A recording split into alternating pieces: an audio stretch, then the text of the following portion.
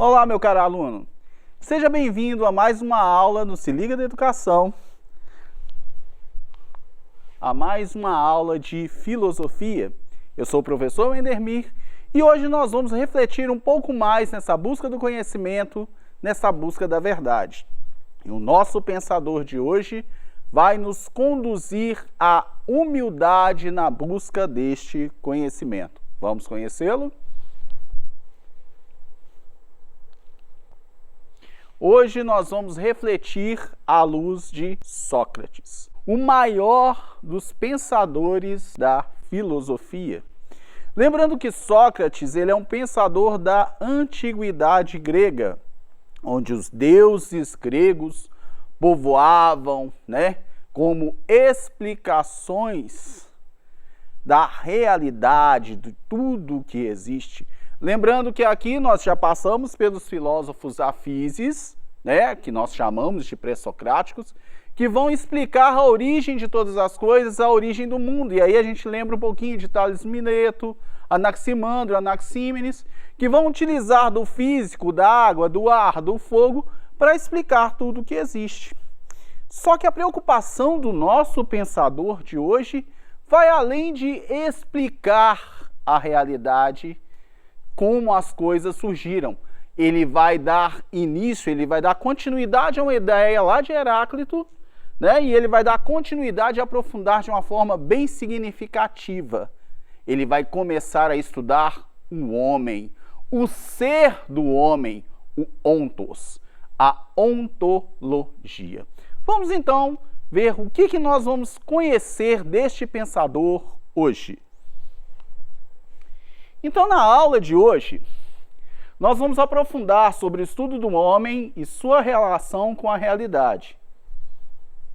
Entender que para entendermos que é a verdade sobre todas as coisas, é necessário ter humildade para saber que nosso conhecimento é limitado.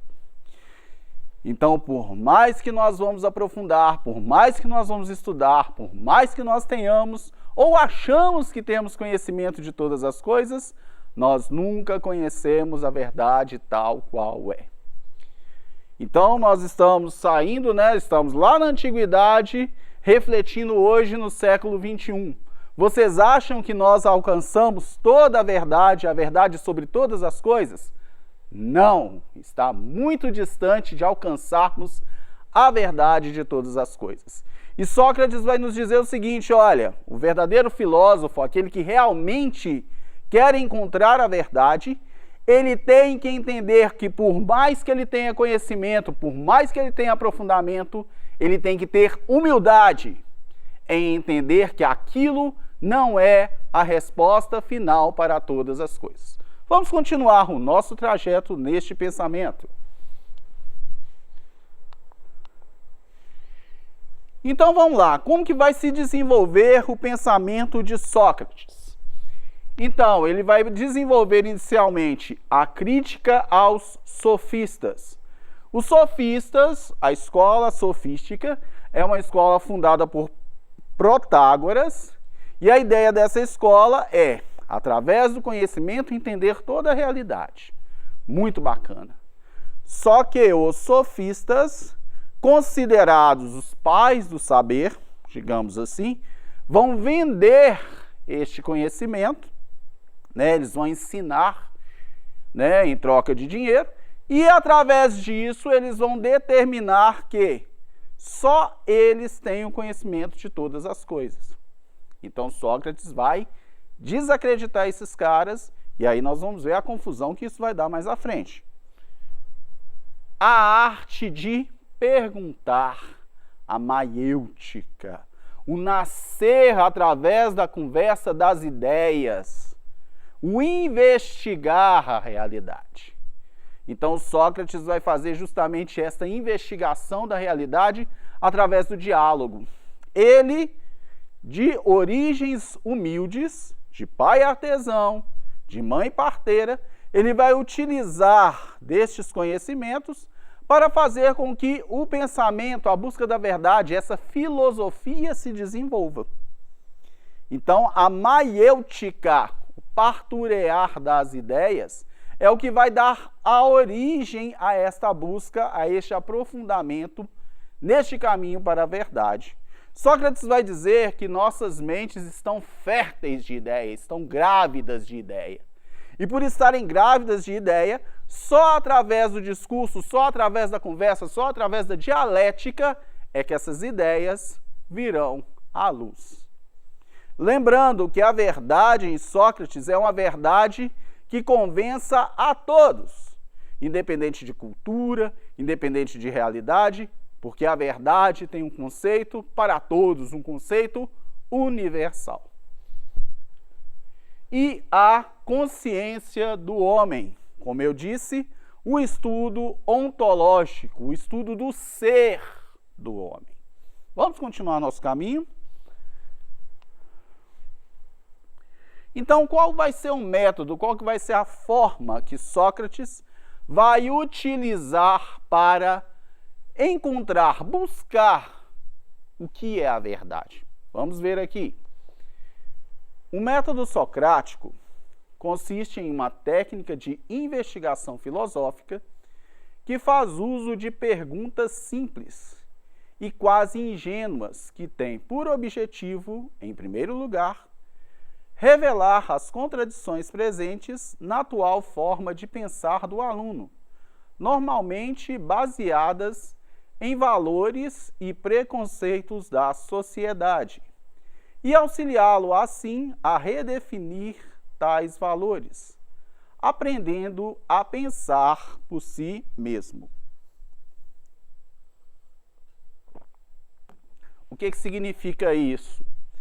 Quando nós vamos discutir um determinado assunto, nós já vamos, como dizem alguns, armados, com um monte de ideias para poder derrubar o nosso interlocutor. Sócrates vai propor o contrário. Quando nós formos para debater um determinado assunto, para desenvolver um determinado pensamento, é necessário estarmos abertos para falar e para ouvir. E isso muitas vezes não acontece na nossa realidade. Nós queremos ser ouvidos, nós queremos colocar todo aquele conhecimento que nós achamos que temos para fora, quer seja por vaidade, quer seja por necessidade, mas queremos colocar aquele conhecimento para fora e às vezes não escutamos o nosso interlocutor. E aí Sócrates vai falar o seguinte: olha, isso não vai conduzir à verdade, isso não vai conduzir à sabedoria. Você vai estar estagnado na realidade. Por quê? A sua verdade, a sua realidade é só aquilo que você conhece. E a realidade, a verdade é muito além do que aquilo que nós conhecemos. Está aí a prova.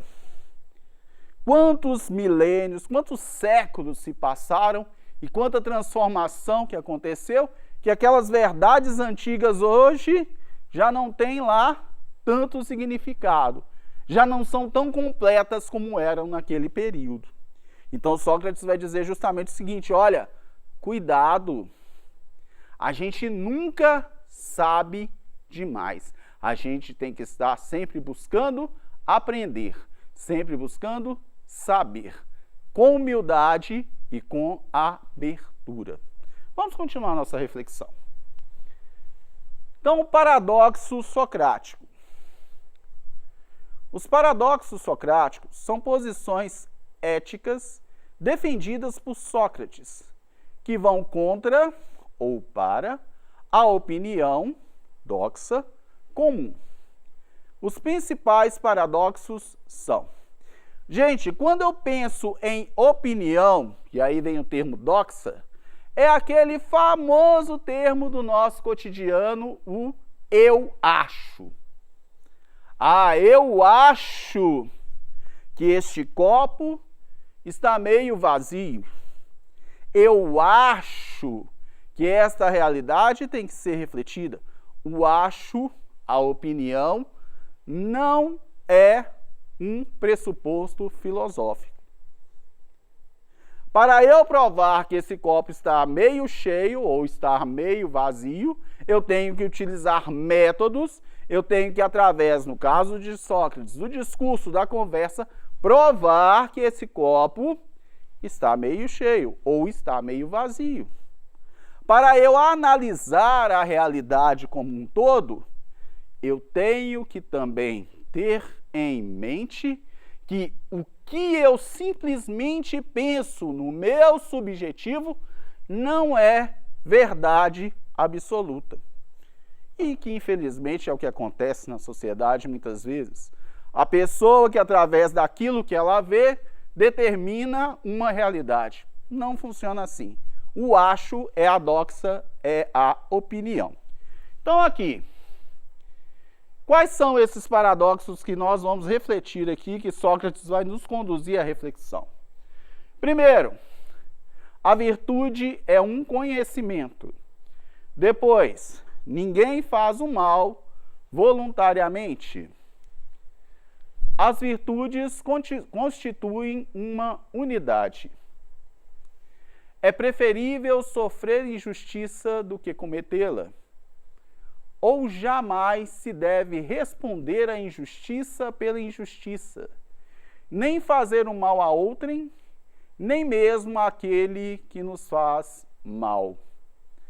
Sócrates afirmava que ninguém faz o mal voluntariamente, mas por ignorância, pois a sabedoria e a virtude são inseparáveis. Gente, olha isso para nós hoje. Então, nós vimos isso em ensinamentos cristãos, nós vimos este conceito em ensinamentos cristãos, e esse conceito que vai além de simples ensinamentos são verdades que vão conduzir a nossa vida à harmonia com os outros seres humanos e com a própria realidade. Então, esta verdade que Sócrates propõe vai muito além de simplesmente explicar como tudo existe. É uma verdade aplicada, é uma verdade para a vida, é uma verdade para o nosso dia a dia. Por isso eu considero Sócrates um filósofo fantástico, muito além do seu tempo, porque todos os seus ensinamentos até hoje são verdades que nós buscamos, que nós aprofundamos e que nós entendemos como necessárias para a vida humana. Vamos lá, a maiêutica. A maiêutica socrática consistia num método de sucessivas perguntas pela essência das coisas. Sócrates lançava uma pergunta, o interlocutor respondia. Sócrates perguntava novamente sobre um conceito em cima da resposta anterior, e assim por diante. No fim, a percepção que restava era de que o interlocutor que julgava conhecer algo, na verdade, não conhecia nada. A maiêutica e a ironia era uma combinação utilizada por Sócrates. O filósofo começou a perceber que a instigação irônica desestabilizava seus interlocutores, além de instigar as pessoas a responderem e a arriscar respostas que pudessem estar mais próximas da verdade.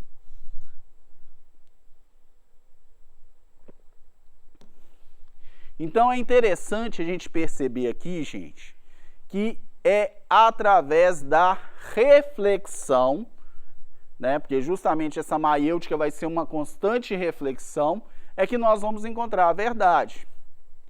Então eu não posso simplesmente me ater à primeira resposta, à primeira ideia que vem à mente. Sócrates vai me propor ir além disso. Só assim que nós vamos entender como vai funcionar esta busca da verdade tal qual é e que a humanidade até hoje não encontrou. Sejamos sinceros, nós ainda estamos buscando a verdade. Então vamos refletir à luz de algumas questões que apareceram aí no Enem, este pensamento socrático. Vamos lá? Uma conversação de tal natureza transforma o ouvinte, o contato de Sócrates paralisa e embaraça, leva a refletir sobre si mesmo, a imprimir atenção uma direção em comum. Os temperamentos, como Alcibíades, sabem que encontrarão junto dele todo o bem de que são capazes, mas fogem porque receiam essa influência poderosa que os leva a se censurarem. É sobretudo a esses jovens, muitos quase crianças, que ele tenta imprimir sua orientação. Então vamos entender primeiro o texto. O que o texto está querendo me mostrar aqui? É aquela pessoa que não dá conta, que é muito vaidosa, que se faz por essa vaidade e de repente era derrubada por perceber que não sabia tanto quanto achava que sabia. Vamos lá? O texto evidencia características do modo de vida socrático que se baseia na contemplação da tradição mítica, sustentação do método dialético, relativação do saber verdadeiro, valorização da argumentação retórica e investigação dos fundamentos da natureza. A nossa alternativa correta será sustentação do método dialético através da conversa, através do debate, do diálogo, é que nós vamos encontrar essa verdade. Vamos a mais uma questão. A sabedoria de Sócrates, filósofo ateniense que viveu no século V a.C., encontra o seu ponto de partida na afirmação "sei que nada sei", registrada na obra Apologia de Sócrates. A frase foi uma resposta aos que afirmavam que ele era o mais sábio dos homens. Após interrogar artesãos, políticos e poetas, Sócrates chegou à conclusão de que ele se diferenciava dos demais por reconhecer a sua própria ignorância. O sei que nada sei é um ponto de partida para a filosofia, pois aquele que se reconhece como ignorante torna-se mais sábio por querer adquirir mais conhecimentos. É um exercício de humildade diante da cultura dos sábios do passado, uma vez que a função da filosofia era reproduzir os ensinamentos dos filósofos gregos. A dúvida é uma condição para aprendizado e a filosofia é o saber que estabelece verdades dogmáticas a partir de métodos rigorosos. É uma forma de declarar ignorância e permanecer distante dos problemas concretos, preocupando-se apenas com causas abstratas. Então, a nossa resposta é: aquele que se reconhece como ignorante torna-se mais sábio por querer adquirir conhecimentos. Lembrando, meus caros, que conhecimento sempre foi e sempre será fonte de todo poder que governa a Terra.